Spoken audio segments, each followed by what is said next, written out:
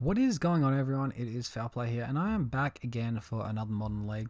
Now, I guess the new set's been out for about a week now. Cow Time, I think it's called, and I'd like to think that like one new deck has cemented itself in the archetype, which is the Tybalt's Trickery deck. So it appears that So for those of you that don't know what this does, they use Tybalt's Trickery, cast off of a cascade effect, like Violent Outburst, like Ardent Plea. I think Brilliant Ultimatum does something a little bit similar as well. And they use that. They then cycle through their entire deck. Until they find a big creature, essentially. It's any card, but most of the time they're looking for these big creatures, the Kozilek, the Ulamog, the Emrakul. Occasionally they might whiff on a Simian Spirit Guide, but that's pretty uncommon. Other than that, they could hit a Brilliant Ultimatum, which can essentially give them, 2 to 3 cards, or an Omniscience, which means they empty their hand. So I think it says here that it's not the biggest part of the metagame at the moment. On MTG Goldfish, it says 2% in the last 7 days. I wouldn't be surprised if it's a bit higher than that, though. All right, so list-wise, I decided to cut the Spider Umbra. I haven't been facing as many decks with engineered explosives, so I'm removing that one for a one of Sentinel's Eyes now. Is it Blitz seems to be fairly high up in the metagame right now. Obviously, having creatures with Vigilance is going to be helpful blocking their creatures. So going to go ahead and include that one there. Other than that, pretty stock with the 11 creatures, 3 of which are Stalker. With my 4 elves for Ethereal Armor, for Hyena Umbra, for Curious Obsession, Force Negation, Daybreak Coronet, and Staggering Insight. And then we've got the 3 Arcane Flight, the 1 Sentinel's Eyes, the 1 Rancor. I will say if the metagame has shifted more towards Is It Blitz, I think we probably want more instances of Sentinel's Eyes and potentially an extra instance or 2 of First Strike. Having said this, we're probably not going to cut our flying for it, so unless we go down on Stalkers, I'm not sure where we're going to get the room for that from. Sideboard-wise, I'm still on the Stubborn Denial and the Surgical Extraction. Surgical Extraction, absolute all-star against Uro. Stubborn Denial, extra effect for these Tybalt Trickery decks. The reason why the Magic Aids, or MTG Aids one, is more popular is it doesn't just lose to the first counterspell. They have an out if they have their first spell countered. That's all right. They just cast another cascade effect, and they still have a game afterwards. So Stubborn Denial going to be important there because we do need to answer that deck. Path to Exile, 1 of removal spell, not very much. I might actually just remove that. Honestly, I might put it in for the extra Leyline. Thoughtseize decks have gone up in popularity a little bit since combo is in the meta, right? Dromoka's Command in here for Heliod. Make them sack that Dromoka. You can't target it with a Path to Exile, but we'll make them sack it, hey. Can't destroy the Heliod with the Force of Vigor, but hey, if they sack it, we're good. Good part about that as well is the Heliod combo decks aren't playing Lurrus anymore, so go team. Also, as you've probably noticed, I have been uploading some content which has not been Bogles related recently. Obviously, there's the request for the Illusion Tribe, which I've been going along with. And more recently, also Burn. Let me know what you think about that, by the way. I'm going to keep this hand. I'm going to bottom 1 Ethereal Armor, 1 Curious Obsession. I'd probably keep double Curious Obsession, except I only have 1 blue source in hand. So opponent looks like they're on Burn. I'm going to take a little while to get going. We find a blue source. We find life gain as well. So that's pretty nice. So we just got to survive until that turn 3 now. Which possibly means we're not attacking on turn 2. Yeah, damn. That Eidolon's going to hurt. Opponent attacking with Goblin Guide again. We find the Temple Garden.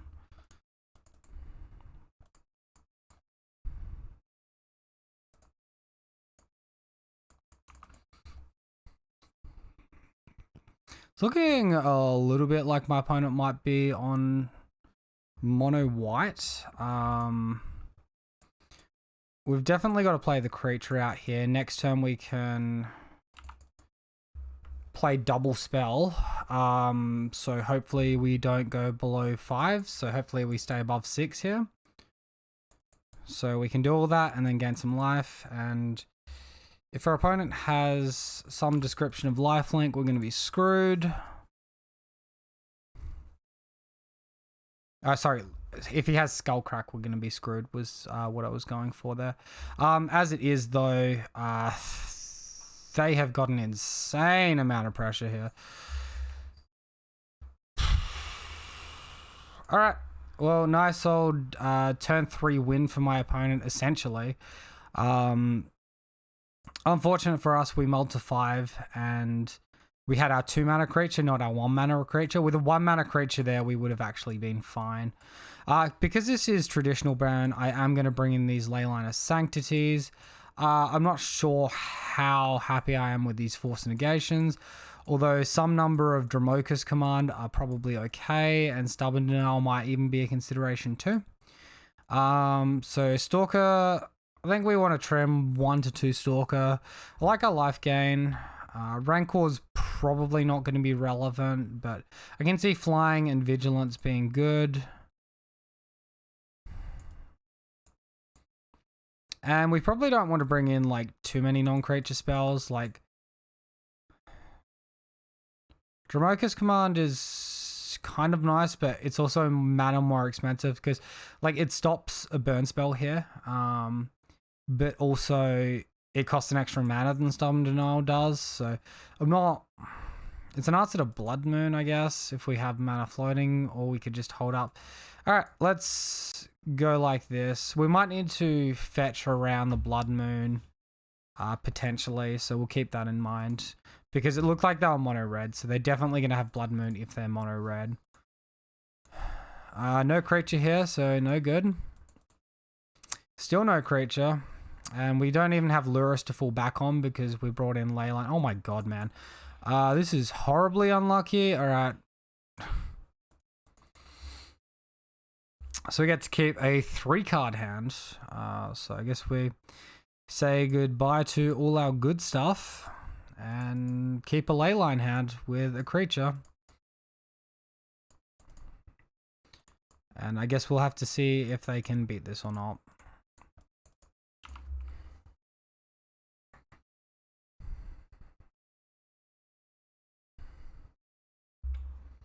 Definitely creature beats are a thing if they have the Eidolon here and we're not able to play anything. Oh my god. I'm almost willing to scoop just at that. But yeah, an Eidolon here would be pretty backbreaking because we're already behind. And we don't have any sort of aura on the field here. Yep, there's Eidolon. I don't like the look of this one for us. Island to hand, that might help. Find the Flooded Strand. Yeah, that's about right.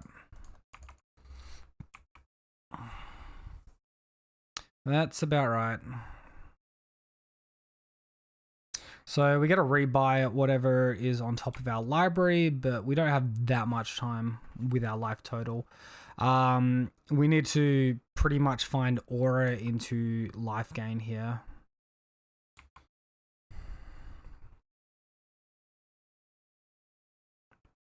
Seal of Fire. Well, Seal of Fire can't exactly target us.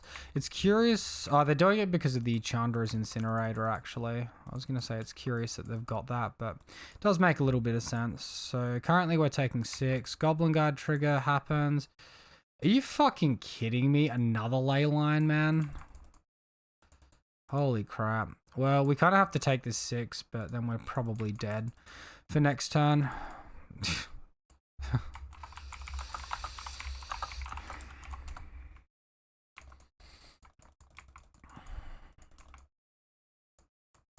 Alright, so we will fetch a basic here. We'll take a damage here.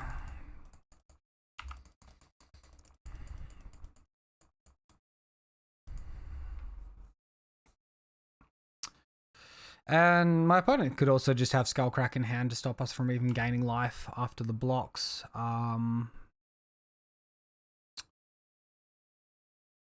Cycling Sunbait Canyon into fetch land. So you'd have to assume he drew the fetch land just then. So definitely going to block this Eidolon here if given the chance. As it is, we can't really play that Curious Obsession. We take 2 points of damage, and then we can't attack. It falls off, so.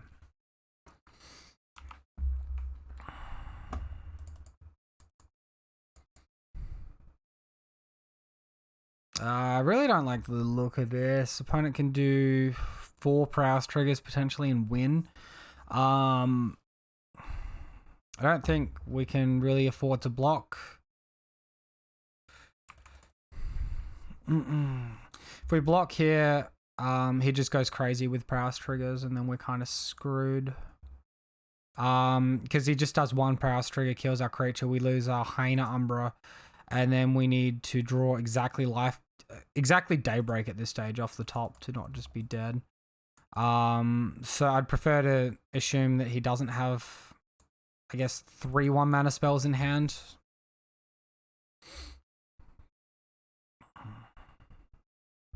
Shooting his own Goblin Guard. Well, we do find life gain. I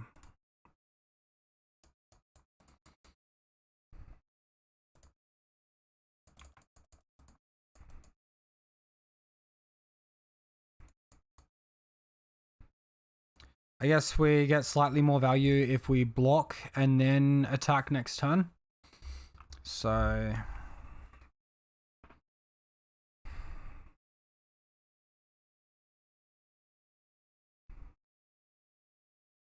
we do have first strike damage, so we will gain life before we potentially die to an attack.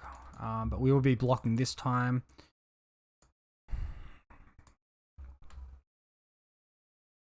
I don't know how we break this cycle. I just need better auras in hand, right?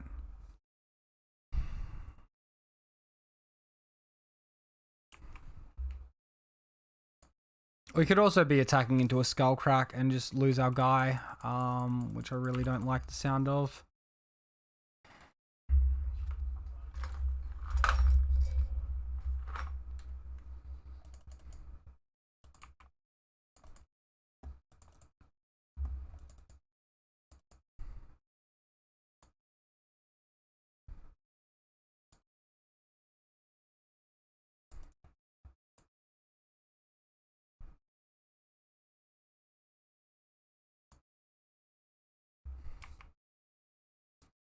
Alright, opponent seems to be flooding out, which is sort of giving us time in a way.